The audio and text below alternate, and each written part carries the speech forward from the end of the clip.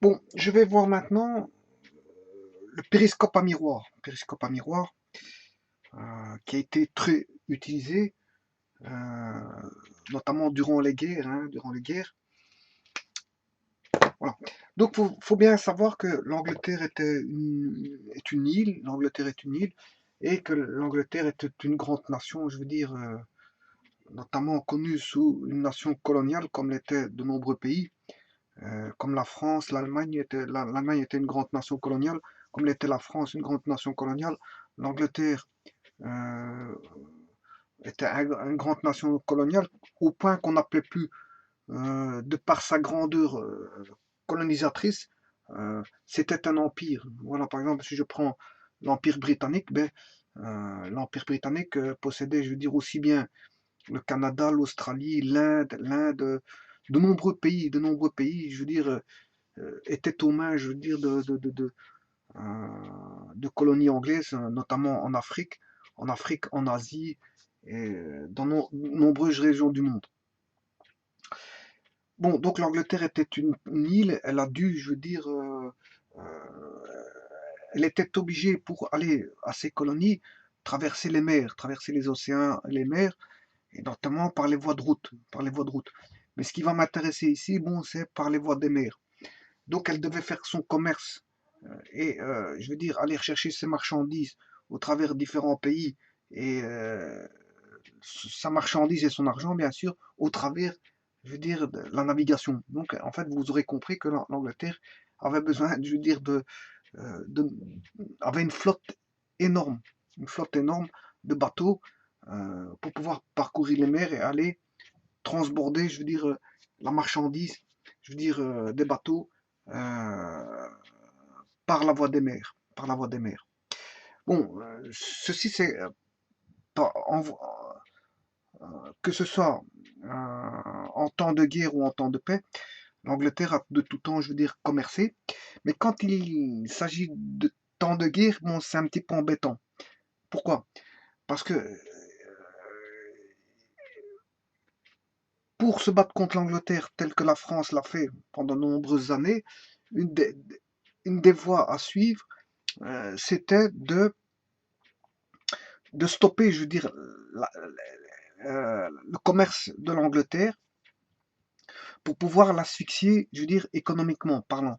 Et donc, fatalement, les Français ont usé, je veux dire, de batailles navales pour éviter, je veux dire, euh, que l'Angleterre ne commerce, puisqu'en fait, c'est une île, et donc elle a besoin de, de, de, de, de, de, de voyager au travers des mers pour pouvoir vivre. Et donc, bloquer tous ces navires par l'entremise d'attaques directement de navires, de bateaux, de bateaux ennemis, eh bien, pouvait, je veux dire, la mettre en défaut. Et de tout temps, la France a essayé, je veux dire, de faire en sorte que, puisqu'il y a eu de nombreuses batailles entre les Français et les Anglais, euh, notamment beaucoup de batailles navales, euh, qui ont fait en sorte que l'Angleterre a presque été asphyxiée par, je veux dire, les, nombreux, les nombreuses batailles navales. Bon, passé ce cap de l'histoire, euh, une autre nation coloniale est venue, je veux dire,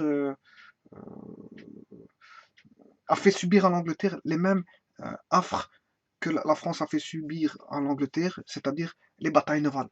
Mais pire que ça, parce qu'en fait, je parle de l'Allemagne, l'Allemagne qui a, je veux dire, à ce moment-là, construit de nombreux sous-marins, euh, qui a construit de nombreux sous-marins et parcourait toutes les mers du monde. L'Allemagne était, je veux dire, une puissance coloniale qui était quasiment partout dans les mers du monde, partout, avec de nombreux bateaux et de nombreux sous-marins, et surtout des nombreux sous-marins, qui faisaient que, en temps de guerre, le nombre de batailles, le nombre de torpilles lancées par les sous-marins allemands sur les bateaux a coulé de nombreux bateaux, qui a fait aussi en sorte que les bateaux n'étaient plus en sécurité en mer, parce qu'en fait, elles pouvaient rencontrer de tout temps hein, donc des sous-marins allemands. Et donc, tout le monde connaît bon, de l'histoire et de nombreux bateaux qui ont été coulés, comme des bateaux fort connus comme le Lusitania qui a été coulé par euh, des torpilles allemandes. Voilà. Et vous connaissez aussi dans l'histoire l'engagement naval du Jutland. euh,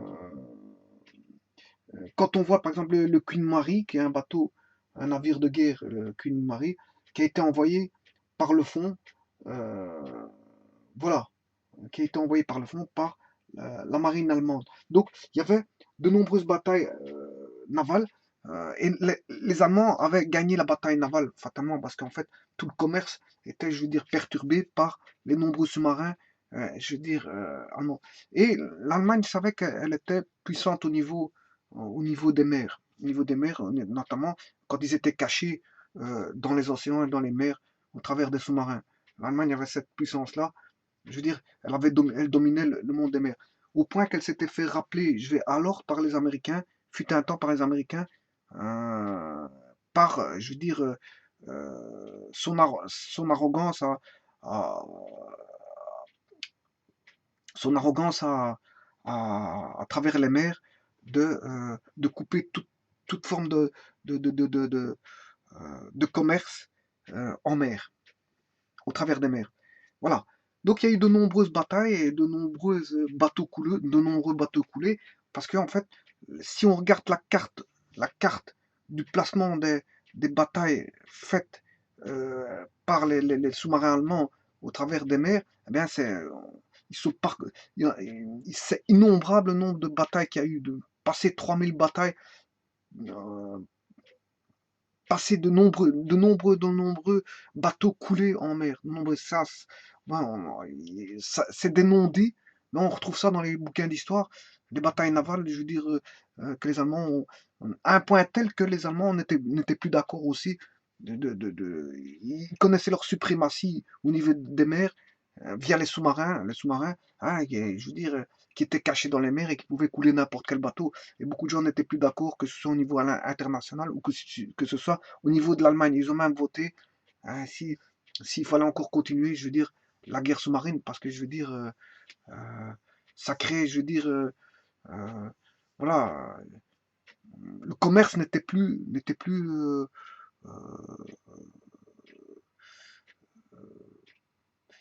ne se faisait plus en sécurité dans les mers. Et bien sûr, le monde avait besoin de faire du commerce au travers des mers. Bon, voilà, ça c'est pour la petite histoire. Bon, maintenant, vous comprendrez que dans les sous-marins, ils utilisent ce qu'on appelle le périscope.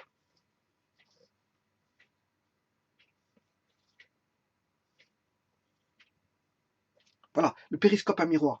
Mais maintenant, vous allez me dire, oui, mais euh, il n'y a pas que les sous-marins qui utilisaient le périscope, puisqu'en fait, si on regarde les batailles russes, quand ils étaient cachés, les Russes en 40-45, dans les années 40, les Russes ont, pour empêcher l'Allemagne, je veux dire, d'attaquer la Russie, euh, eh bien, les Russes ont fait d'innombrables contreforts qui étaient des espèces de bunkers avec des galeries souterraines, comme on a connu toujours de tout temps pour se cacher face à l'ennemi, c'est de parcourir des zones euh, cachées, au niveau caché, hein. Pourquoi caché? Parce qu'en fait, quand on est caché, c'est mieux que quand la tête ressort dans les tranchées. Quand il y a une bombe qui tombe dans un tranché, comme c'est la tête qui ressort en premier, ben, fatalement c'est la tête qui prend en premier. Et donc, fatalement, les innombrables, je veux dire, euh,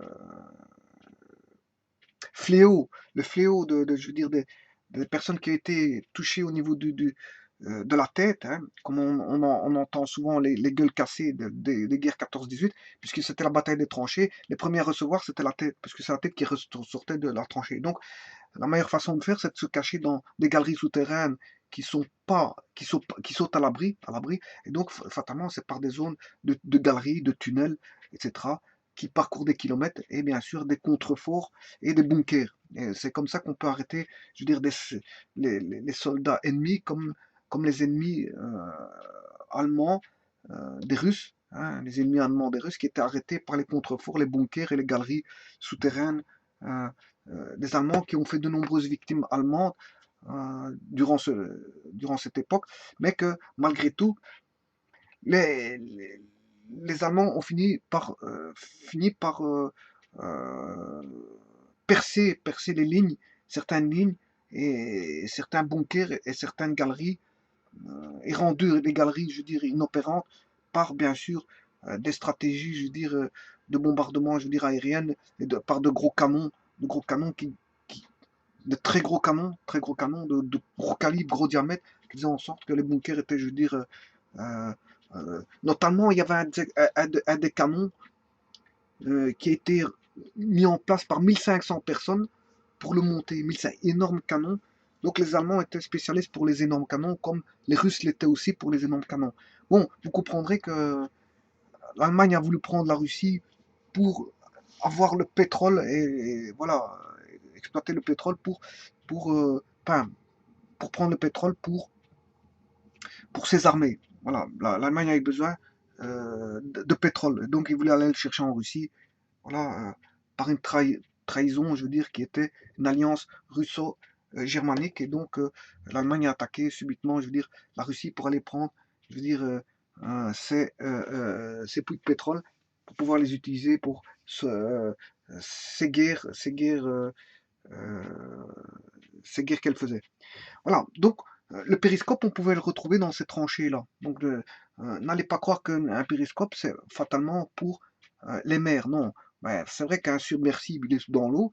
Pour pouvoir, à l'extérieur de l'eau, s'il y a des bateaux, ben, on pouvait sortir le périscope et voir, voilà, au-delà des mers. Maintenant, ça servait aussi dans les bunkers. Bon, les bunkers, bon, pour éviter de sortir sa tête, comme je vous ai expliqué, et de se faire bombarder ou tirer dessus, mais on sortait un périscope. Et le périscope permettait de voir, je veux dire, les soldats ennemis. Et c'était la meilleure façon de faire. En 14-18, si on n'avait pas creusé des tranchées, mais qu'on avait créé des galeries souterraines euh, avec des périscopes, eh bien, il y aurait eu moins de dégâts au niveau euh, des blessures des soldats.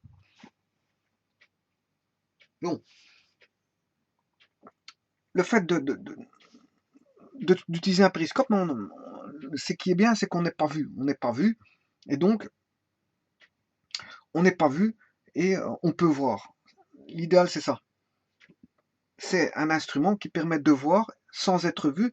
Et si même on est vu, ben, qu'est-ce qui peut subir des dégâts? C'est le périscope. C'est pas l'être humain qui est caché, je veux dire, soit dans un bunker ou dans un sous-marin, pour autant que le sous-marin n'a pas été aperçu, parce que si le sous-marin est aperçu, on peut lancer bien sûr des mines anti-sous-marines. Hein. On peut lancer je veux dire, le bombarder, on peut le bombarder en lançant des mines.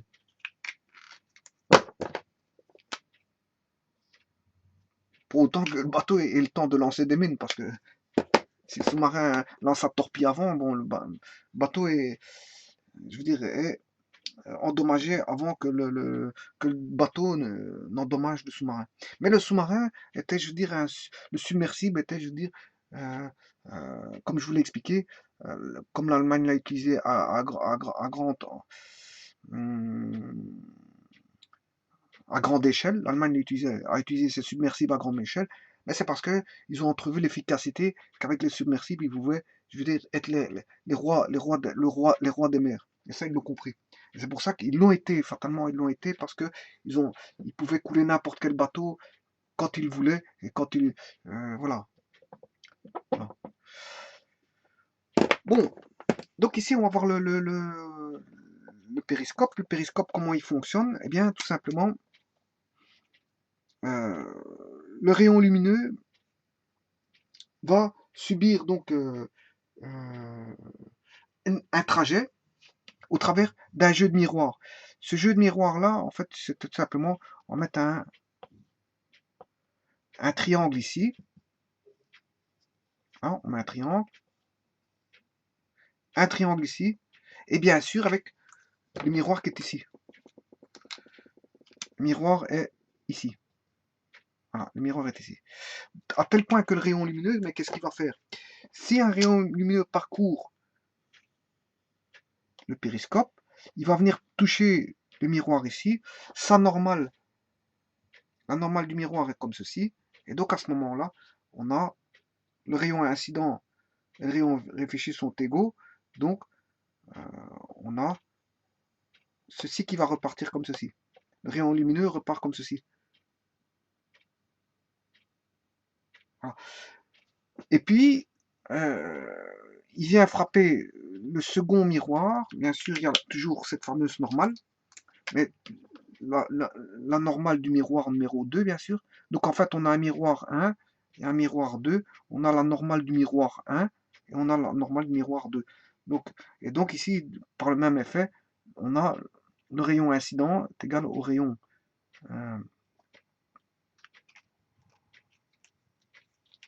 ici, on a le rayon incident et le rayon réfléchi. Voilà. Donc il va repartir comme ceci. Et ici, on fait pareil. Donc, on va voir le rayon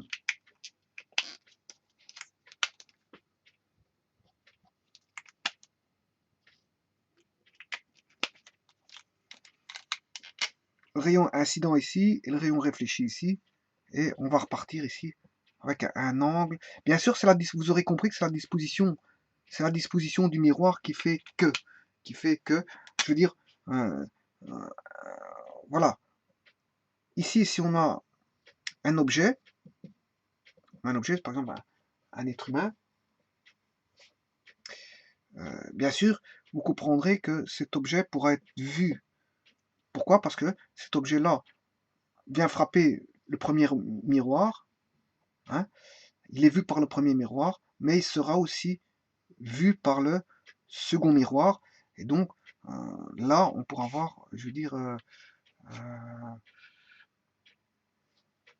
pourra voir l'objet, bien qu'il se situe pas au niveau de l'œil, il se situe ailleurs. Et donc, attention que si je prends un miroir,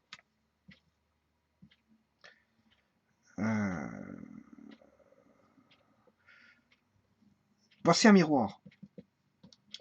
Si je prends un objet, vous comprendrez que si l'observateur, l'image à sa rétine, je parle à la rétine, je ne parle pas l'image du système optique qui serait ici. Hein. On aurait un bonhomme renversé, hein, le bonhomme ici il est renversé, symétriquement disposé par rapport au miroir. Voilà. Bon, mais vous comprendrez que ça c'est l'image du miroir. L'image du miroir. Voilà. C'est l'image du système optique. Parce que la vraie image, elle est dans l'œil. Vous comprenez qu'elle est dans l'œil de la rétine. Et que dans l'œil de la rétine, bien sûr, il y a une inversion dans le cerveau. Hein. Il y a une inversion dans le cerveau qui fait que, bon, l'image dans la rétine est voilà, inversée. Mais qui remet à l'endroit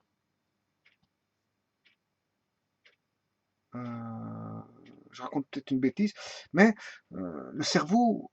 Non, j'ai rien dit, j'ai rien dit. J'ai rien dit. Je confonds avec le cerveau gauche et le cerveau droit.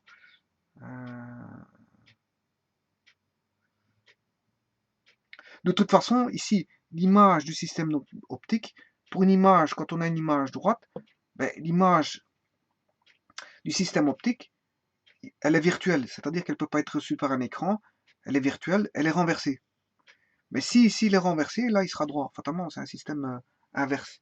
Si l'objet est droit, l'image est renversée. Si l'objet est inversé, ben on aura une image droite, virtuelle. Donc on ne sait pas l'avoir sur un écran. Ça. Vous comprendrez qu'on ne sait pas l'avoir. Voilà. Par contre, l'observateur va avoir une image droite. Hein. Si elle est droite, il le voit droit. C'est ça que je veux dire. Donc fatalement, si je regarde par le miroir ici, le miroir ici va donner, si on mettait une vue ici, on aurait sa vue, si on la regarde uniquement ici, ben on verrait l'observateur droit. Alors, et si je mets la vue ici, ben, comme ici l'objet est droit, fatalement là il sera droit. Donc il verra un objet droit. Donc il ne verra pas, en regardant ceci, là, il va pas, je veux dire,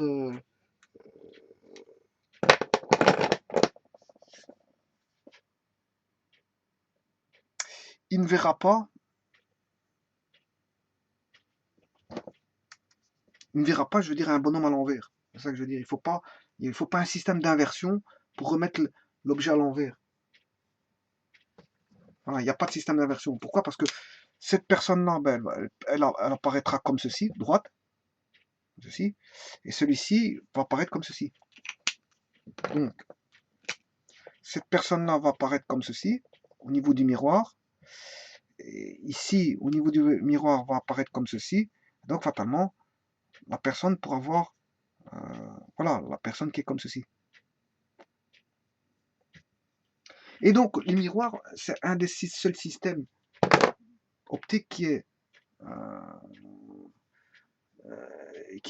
quasi stigmatique, c'est-à-dire sans défaut, sans aberration, donc quasi sans défaut. Donc, il y a une restitution parfaite de l'objet. Voilà, quasi parfaite. Donc, là, on a bien le personnage qui est là, qui va être restitué par le miroir. Et là, une restitution quasi parfaite d'aussi bien de ce miroir-là que de ce miroir-là. Donc, on verra bien, je veux dire, l'objet. L'objet sera très bien vu. Voilà. Et donc, maintenant, le but d'un périscope, c'était de voir si les troupes au sol, au niveau des bunkers russes, si les troupes allemandes, s'il y avait des Allemands, je veux dire, dans les parages, par rapport aux bunkers, et donc ils pouvaient, avec des mitraillettes ou des canons, surtout des mitraillettes tirées à la mitrailleuse sur les soldats allemands, ce qui fait qu'il y avait de nombreux soldats allemands qui tombaient, je veux dire, dans les lignes, les lignes, les lignes, les lignes russes. Attention que je parle pas de toutes je parle là où il y avait des bunkers et des contreforts et des galeries, parce que les galeries n'étaient pas partout en fait, hein. Voilà. En Russie, elles n'étaient pas partout. C'est pour ça que d'ailleurs les Allemands ont su passer à certains endroits facilement et à d'autres pas. Là où il y avait les bunkers et les difficultés de passage, ben, ils avaient des difficultés à passer. Donc là, ils ne savaient pas où étaient les bunkers, ils n'avaient pas les plans de bunkers où ils étaient. Et voilà, donc ils ont eu des difficultés contre les Russes. Et les Russes les ont fait tomber euh, de cette manière-là dans une certaine partie de la Russie. Et, euh, et ont attendu justement, ont su faire en sorte. Ben, il y a certaines parties de la Russie qui ont été prises facilement, hein. Voilà, je ne dis pas que tous les contreforts étaient partout avec les galeries, les périscopes, les mitrailleuses, etc., les gros canons, ils n'étaient pas partout. Voilà, c'était sur certains endroits qui ont fait qu'ils ont été mieux protégés à ce niveau-là, à ces endroits stratégiques-là, et qui ont permis de temporiser jusqu'à l'arrivée de l'hiver. L'arrivée de l'hiver, bon, l'Allemagne n'était pas parée, je veux dire, au niveau habillement et au niveau matériel et tout ce qui s'ensuit pour, pour survivre à des hivers hyper rigoureux comme l'étaient les hivers russes. Et donc là, l'hiver est venu aider, je veux dire, les forces russes à lancer des contre-offensives et de faire tomber, je veux dire, euh, euh, les soldats allemands euh, euh, euh, comment on appelle ça, dans leurs offensives, Donc, les Allemands, dans un premier temps, étaient dans l'offensive, les Russes étaient dans la défensive, et puis, après l'hiver, enfin, en hiver, quand la rudesse de l'hiver a montré son visage, à ce moment-là, les Russes sont passés de l'offensive, alors que les Allemands sont passés à la défensive. Voilà, donc il y a eu une contre-attaque qui a inversé les rôles. Voilà. Et donc, tout ça pour vous dire que l'usage du périscope était d'un usage familier, notamment dans les mers et notamment dans les combats de terre où il y avait des bunkers, des galeries, etc., qui faisaient en sorte que, je veux dire, le périscope faisait en sorte que on sortait pas sa tête du sol et donc ça permettait de ne pas avoir des dommages dus à des explosions, des tirs de mitraillettes ennemies en, en se, je veux dire, se montrant enfin, en en montrant sa tête pour pouvoir tirer. Ou pour pouvoir voir déjà ce qui se passe. Ne fût-ce que voir ce qui se passe. Voilà, parce que sortir un périscope, ça ne veut pas dire qu'on va tirer. C'est juste pour voir ce qui se passe. Et ne pas sortir sa tête et sortir un périscope, mais c'est déjà pas, se mettre en sécurité, ne pas se mettre en danger face aux tirs ennemis. Voilà. Voilà. Maintenant, ce qui concerne les tirs, bon, ça c'est autre chose. Bon, les mitraillettes étaient cachées dans des bunkers bien spécifiques. Et, et voilà. Voilà. Donc, dans une guerre, ce qui peut se passer dans une guerre, c'est la meilleure des choses, c'est de voir l'ennemi et de ne pas être vu. Voilà. Voilà. Et le périscope était jeté un des meilleurs outils pour voir et ne pas être vu. Pour voir et ne pas être vu. Mais quand il était vu, bien sûr, les gens ils essaient soit si c'était un sous-marin, ils essayaient de bombarder le sous-marin, ou si c'était, je veux dire, un bunker où il sortait le périscope, et si le périscope était vu, ben bon, ils essayaient de bombarder là où il y avait le périscope. Hein. Enfin, donc vous aurez compris que, voilà. Bon, bah maintenant, ce que je veux dire par là, c'est que la meilleure façon de faire dans une guerre, c'est ne pas être vu et de voir. Et donc, le périscope était un instrument qui permettait, je veux dire, ce rôle-là, par un jeu de miroir, euh, de deux miroirs, hein, voilà. D'autant plus que le périscope, il n'était pas à vue d'œil. Hein. Le périscope, on devait le sortir. C'est quelque chose qui sort quand on a l'utilité et puis qu'on rentre quand on n'a plus l'utilité. Donc un périscope, c'est vraiment, c'est vraiment quelque chose de, je veux dire, qui n'est pas forcément, voilà, qui peut être, qui a du mal à être vu parce que je veux dire, en temps normal, il n'est pas là. Donc on ne sait pas voir le périscope parce qu'en temps normal, il n'est pas là. Et quand ils en ont, ceux qui veulent utiliser le périscope veulent l'utiliser, ben ils le sortent. Et à ce moment-là, on n'est pas censé savoir qu'il y a un périscope à ce moment-là. Donc vous voyez que c'est c'est quelque chose de très voilà, pour ne pas être vu, c'est quelque chose de très utile. Pour ne pas être vu, mais pour voir. Voilà. Parce qu'on ne le sort que quand on en a besoin. Quand on n'en a pas besoin, ben il est caché. Voilà. Et ces petits éléments associés au sous-marin, ben, si je prends eh bien, ça permet à l'Allemagne d'être, je veux dire, le roi des mers et qu'ils ont battu beaucoup enfin, qui étaient les rois des mers parce qu'ils ne pouvaient, les, les- les pays adverses ne pouvaient plus commercer, je veux dire, dans les mers. Et il fut un temps, bon, le roi des mers, c'était les Français. Bon, ils empêchaient les Anglais de commercer dans le monde entier. Voilà. Euh, euh, et si on redescend encore l'histoire, le roi des mers, ce fut les Portugais et les Espagnols. Vous comprendrez que il y a eu il y a aussi le roi des mers qui était aussi, je veux dire, les Turcs. Les Turcs, voilà. Donc, il y a eu de grandes nations, je veux dire, de grandes nations navales, on va dire ça comme ça, des grandes nations navales, qui commerçaient dans le monde entier, qui avaient des colonies, qui devaient commercer leurs marchandises, mais quand arrivaient des guerres, mais l'idéal c'était de couler les bateaux ennemis et de préserver ces bateaux. Voilà. Voilà. Et en 40-45, et même en 14-18, dire, les submersibles avaient un outil très précieux qui était le périscope à miroir.